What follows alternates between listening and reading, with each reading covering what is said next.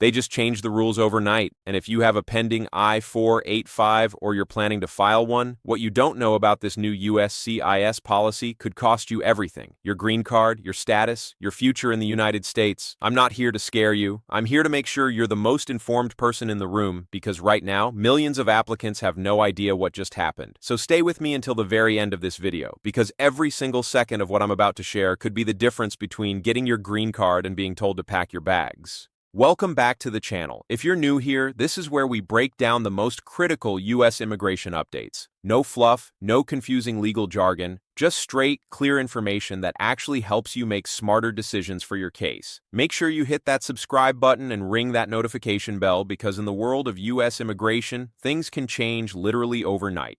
And they just did. Let's get right into it. On May 22, 2026, U.S. Citizenship and Immigration Services, USCIS, dropped a massive policy memorandum that has sent shockwaves through the entire immigration community. It's called Policy Memorandum PM-602-0199, and it fundamentally reshapes how USCIS officers look at and decide your I-485, Adjustment of Status application. And when I say fundamentally reshapes, I'm not exaggerating. So what exactly is the I-485? For those who may be newer to the process, Form I-485 is the application that allows you, as someone already living inside the United States, to apply for your green card, your lawful permanent resident status, without having to leave the country and go through a U.S. embassy abroad. That process is called consular processing, and historically, adjustment of status through Form I-485 has been the preferred route for millions of people because it lets you stay home, keep working, keep living your life while your case is being decided. But here's where this new policy changes everything.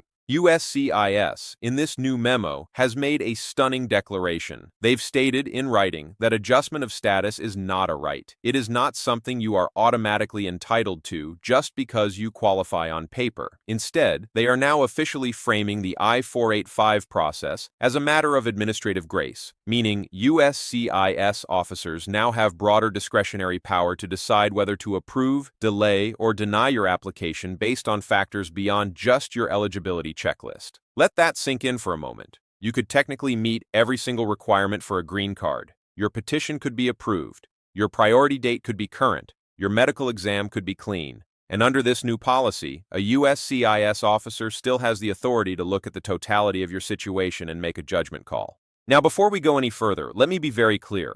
This does not mean every pending I-485 is going to get denied. That is absolutely not the message here, and I don't want anyone to panic unnecessarily. Hundreds of thousands of people will still get their green cards approved. But what this policy does is introduce a new layer of scrutiny that every applicant needs to understand and be prepared for. So let's talk about who this actually affects. If you are applying for a marriage-based green card and your spouse is a U.S. citizen, this policy applies to you. If you are on an H-1B or L-1 work visa and you're transitioning to an employment-based green card, this applies to you. If you came here on an F-1 student visa, finished your OPT, and you're now in the adjustment of status queue, this is critical for you to understand. And if you have a family preference petition that's already been approved and you're waiting for your priority date to become current, yes, this new memo directly changes the landscape for your case too. And here's what USCIS officers will now be looking at more closely than ever before. Number 1, the purpose of your original entry. Why did you come to the United States? Did you enter on a tourist visa, a student visa, a work visa? USCIS will now scrutinize whether your original visa status was consistent with immigrant intent. In other words, did you always plan to apply for a green card? Because under U.S. immigration law, entering on a non-immigrant visa with what's called preconceived immigrant intent can be a major red flag that officers may now use against you. Number 2, your compliance history. Have you maintained your visa status? Have you ever worked without authorization? Have you overstayed a visa, even briefly? These are all things that were already part of the evaluation process, but this new policy memo signals that officers should be applying much tighter scrutiny to the totality of your immigration record. Number 3, whether you should be pursuing consular processing instead. This is perhaps the most alarming part of the new policy for many applicants. USCIS has explicitly stated that adjustment of status is not meant to replace or supersede the ordinary consular visa process. What this means practically is that in certain cases, USCIS could now argue that your situation doesn't justify the privilege of adjusting status from inside the United States, and that you should instead leave the country and apply through a consulate. Now, here is why that's genuinely concerning. If you have been in the United States for more than 180 days without lawful status, leaving the country can trigger what's called an unlawful presence bar. Depending on the length of the unlawful presence, this bar can prevent you from re-entering the United States for 3 years, or even 10 years. So if USCIS were to deny an I-485 and push someone toward consular processing, it could create a devastating legal trap for the applicant. This is exactly why this policy update is not just a minor administrative change. It has real-world consequences that can derail years of waiting, planning, and investment in someone's immigration journey. Let's now talk about specific categories and what you should know about your particular situation. For marriage-based green card applicants, especially those married to U.S. citizens, the good news is that you are generally in a stronger position than most. U.S. citizen spouses have what's called immediate relative status, which means there is no visa backlog, no priority date waiting game. However, under this new policy, officers will be looking even harder at the legitimacy and bona fides of the marriage. Expect more detailed questioning at your green card interview.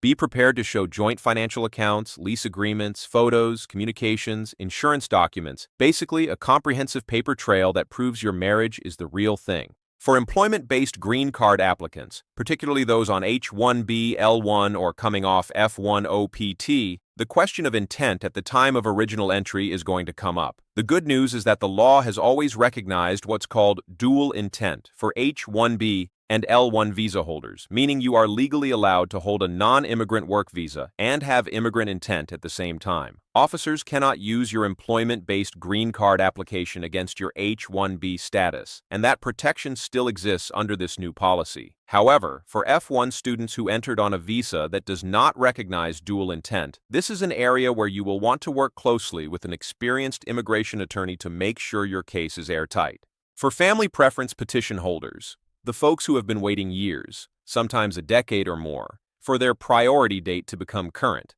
this policy adds a complicated new dimension.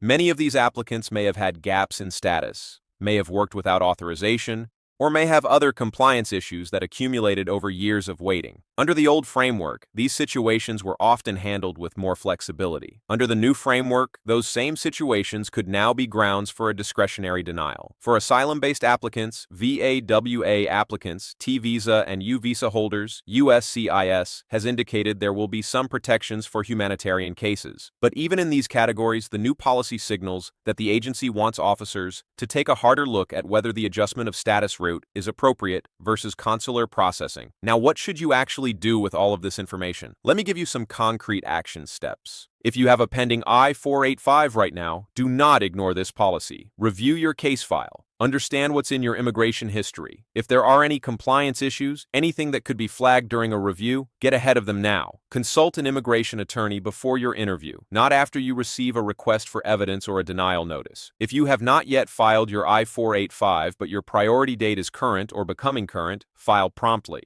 One of the best things you can do is establish your place in the queue with a complete, well-organized application package. Include the new Form I-485 version. Remember that, as of December 2024, USCIS requires you to file your medical examination Form E-693, concurrently with your I-485, not separately. Don't overlook this. It can cause significant delays if missed. If you are on an H-1B or other work visa and your employer is sponsoring your green card, stay in close communication with your company's immigration counsel. The new policy creates urgency around maintaining your non-immigrant status in good standing throughout the entire process. And if you have any history of unlawful presence, overstays, or unauthorized employment, please speak with a qualified immigration attorney before making any move. Do not leave the United States, do not withdraw a pending application, and do not make any changes to your case without fully understanding the risks under this new policy framework. Here is the bottom line.